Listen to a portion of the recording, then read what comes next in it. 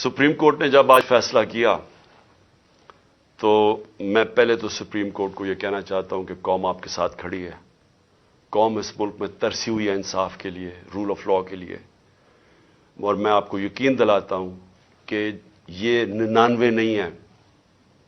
98-99 में जब इसने इसी नून लीग ने एक सुप्रीम कोर्ट के चीफ जस्टिस को डंडों से अटैक किया और भगवाया वहां से, और फिर पैसे दिए, वही रफीक ताड़ड़ वो पैसे लेके ब्रीफ केस लेके गया और कोयटा बेंच खरीदे।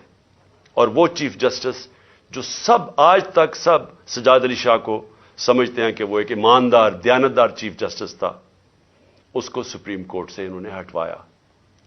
इन्होंने जुडिशरी को तकसीम किया। और आज मैं ये देख रहा हूं, लॉ मिनिस्टर ने जो स्टेटमेंट दी है शर्मनाक है। फिर से जुडिशरी को तकसीम करने की कोशिश की, जबकि 5 मेंबर बेंच ने सबने एक ही चीज कही कि 90 दिन से आगे नहीं जा सकता, 90 दिन के अंदर इलेक्शन होंगे। 5 ने यह कहा, और उन्होंने 2 ने नहीं इत्तेफाक किया, लेकिन इस चीज के ऊपर तो 5 मुत्तफिक थे कि 90 दिन के अंदर इलेक्शन करवाने। और मैं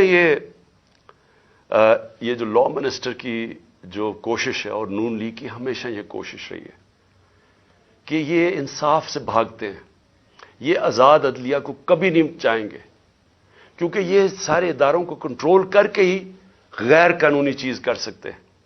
जब तक जजेस इनके कंट्रोल में ना हो, और ये जब एक जज को टेलीफोन करके कह रहे हैं कि बेनजीर को 3 साल नहीं 5 साल सजा मिलनी चाहिए, ये उस तरह के जजेस चाहते हैं। इनको कभी भी आजाद और क्रेडिबल दयानतदार अदलिया इनको कभी भी पसंद नहीं थी।